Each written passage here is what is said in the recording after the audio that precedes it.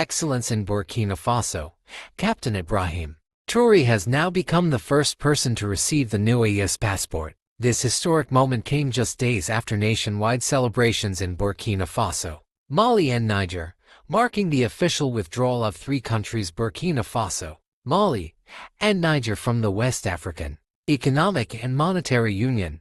It was a turning point not only for these nations but for the African continent as a whole. For the first time, the region had issued its own joint passport, independent of foreign frameworks. Yet instead of celebration, what followed was an intense storm of debate. What happens when Africa issues its own passport and the world rushes to declare it invalid? What happens when a symbol of sovereignty is dismissed online as fake, yet later confirmed as fully legitimate on the global stage? The AES passport, launched by Mali, Niger, and Burkina Faso, was ridiculed across social media platforms. Posts circulated claiming it was a useless document, mocked as counterfeit, and denied recognition internationally. Yet evidence quickly revealed the opposite. The passport had been designed in full compliance with the International Civil Aviation Organization standards, recognized as valid for international travel, accepted after system updates within the European Union, and publicly confirmed as legitimate by China. One Chinese spokesperson summarized it clearly: China does not require Western approval to recognize the documents of a sovereign country or confederation. What was intended as Africa's embarrassment quickly transformed into its boldest declaration of independence. The story then became more complex. Who truly rejected it, and who was first to embrace it? When the Alliance of Sahel States, also known as AES, which unites Mali, Niger, and Burkina Faso, unveiled their joint passport on February 2, 2025. The event was meant to symbolize triumph. In the capital city of Ouagadougou, government officials, journalists, and ordinary citizens gathered to witness a milestone. Cameras captured proud citizens holding their passports, a visible sign that sovereignty could be written into leather and ink. For these nations, the AES passport was never just about crossing borders. It was about sending a message to the world: we will build our institutions on our own terms. But within hours, the rollout collided with a flood of misinformation that threatened to overshadow the celebration. Social media platforms filled with claims that the passport was already invalid abroad. Viral posts alleged that France had rejected it, that the European Union refused to grant visas, and even that China had denied recognition. Dramatic captions and edited videos spread across TikTok, X, Instagram, and Facebook, framing the passport as the shortest lived in history. For many citizens scrolling through their feeds, the claims were confusing. How could a passport launched so publicly already be useless? How could leaders present it with international media present if it had not passed global checks? The contradictions did not matter. What mattered was speed. Within hours, disinformation spread faster than official clarifications. The passport had become more than an identity document. It had become a battlefield over legitimacy. Global press outlets then picked up the online claims.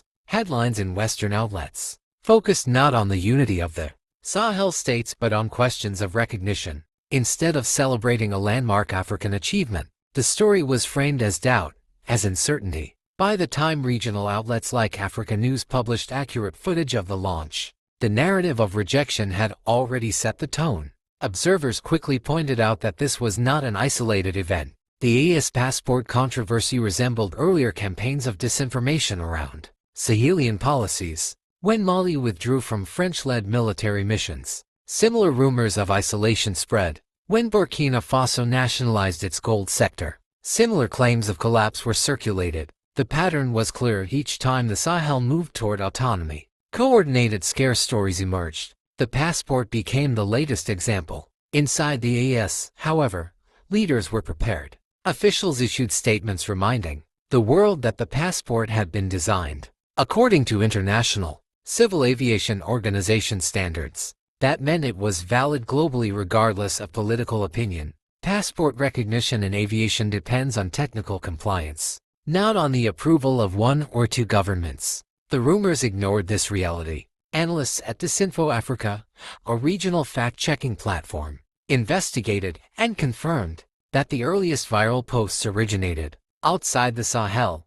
They concluded that the Controversy was not spontaneous, but engineered to erode public trust in the sovereignty project. The backlash, they argued, was deliberate. For citizens across Africa, the drama revealed something deeper. The debate was not about visas or paperwork, it was about power. Who decides whether an African passport is valid? Africans themselves, or outsiders? The storm of rumors exposed how fragile global perception of African sovereignty remains. A simple document designed for travel had become an international test of legitimacy. This paradox between legal recognition and online rejection turned the AES passport into far more than a bureaucratic innovation. It became a test case for whether Africa can control the narrative of its own destiny. The controversy revealed the truth. In international politics, a passport is more than paper. It is the embodiment of a state's existence. For Mali, Niger, and Burkina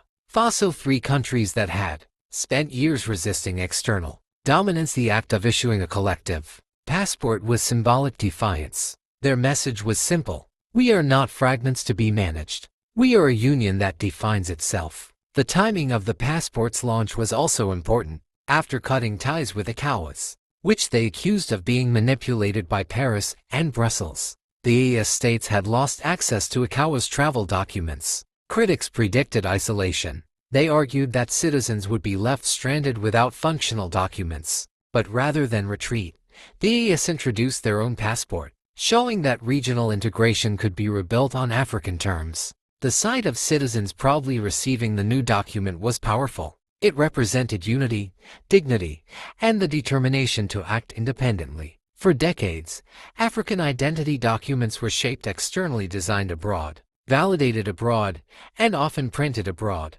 This dependency reinforced the idea that legitimacy came from the outside. The AES passport broke that cycle. With its deep blue cover and golden insignia, it symbolized independence in design and in spirit. That is why misinformation surged so violently. To those invested in maintaining dominance, the passport was not merely paper. It was rebellion. Allowing it to succeed would mean acknowledging that Africa could create legitimacy without outside permission. Yet ordinary citizens were not deterred. In Bamako, Ouagadougou, and Niamey, people lined up to apply for the new passport. Even while rumors of rejection swirled online, their motivation was not convenience. Many still held older ECOWAS documents. It was pride. Carrying the AES passport meant carrying a shield of sovereignty. It meant belonging to a union that refused to bow to foreign dictates. International law supported them.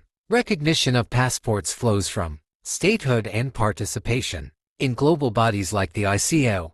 Since Mali, Niger, and Burkina Faso are UN members and ICO participants, their joint passport carries inherent legitimacy. The disinformation ignored this fact. It aimed not at legality but psychology, hoping to convince citizens that their document was worthless. The danger was humiliation. But AES leaders responded directly. At the launch, they framed the passport not just as a travel tool, but as a shield of dignity. By giving every citizen a piece of sovereignty to carry, they democratized independence. The first major test came in Europe.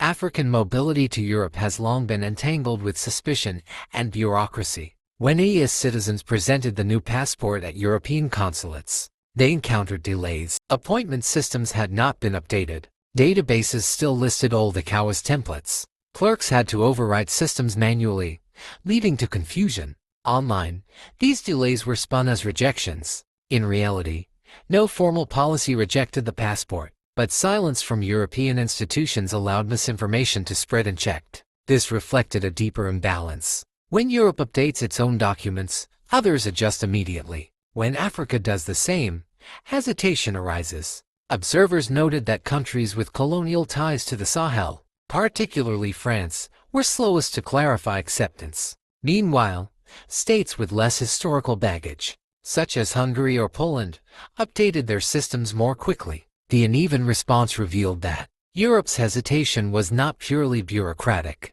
but entangled with history and politics. Security fears also influenced Europe's hesitation. The Sahel has often been portrayed in European media as unstable. The sudden arrival of a joint passport raised fears of migration, despite no evidence supporting such claims. This framing further delayed acceptance. Yet eventually, clarifications emerged. By mid-February, EU consulates confirmed the passport could be used for visa applications once systems were updated. Travelers shared photos of visas stamped into their new documents, proof that the rumors had been false. But the damage had already been done. Misinformation had shaped the narrative weeks before the truth caught up. While Europe hesitated, China responded decisively. Within days, Chinese embassies in the Sahel confirmed acceptance of the passport. At a press conference in Beijing, officials dismissed the rejection rumors outright. For AES citizens, this was validation from the start. For China, it was consistent with its broader Africa strategy: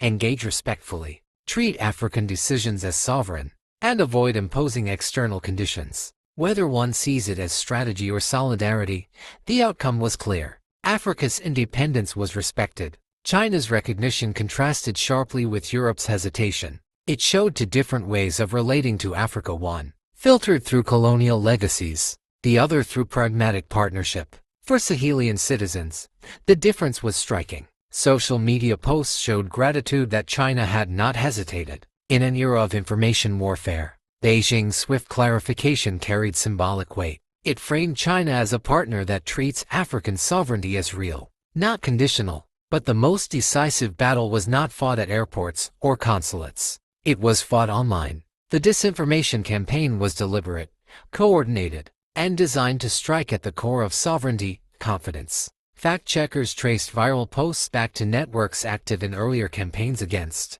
Sahelian independence. Videos spread within minutes, creating the illusion of rejection before facts could emerge. The choice of target was clever. Passports are intimate. They represent identity. Casting doubt on them struck at pride. The goal was humiliation. Yet Africa responded differently this time. National broadcasters aired footage of citizens proudly holding their new passports. Influencers posted photos applying for visas. Fact-checkers debunked viral lies. By mid-February, real travelers shared evidence. AES passports stamped with Schengen visas, with Chinese entry permits. These images, circulating from ordinary people rather than officials, carried credibility. They restored confidence. Sovereignty was validated not in press releases but in lived experience. The disinformation war exposed an important truth. Every step Africa takes towards sovereignty will be contested. Each attempt at independence will face ridicule and doubt. But the AES passport also showed resilience.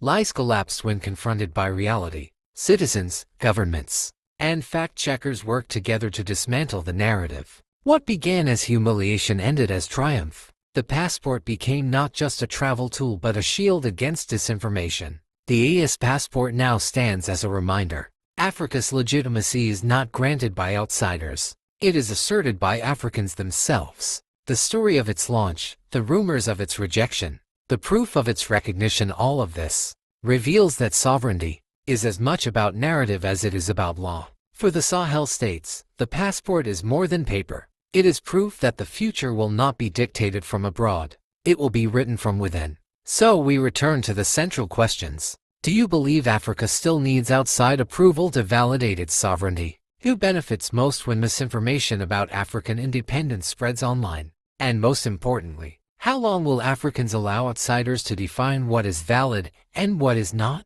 If you found this story powerful, share your thoughts in the comments section below. Let us know what you think about Africa's right to define its own path without external approval. And if you want to see more videos like this, remember to subscribe and press the bell icon so you don't miss our next uploads. Here, we bring you stories that are often ignored about African lights, history, civilization, and the evidence of how glorious African people have always been. Thanks for watching, and until the next video, stay tuned.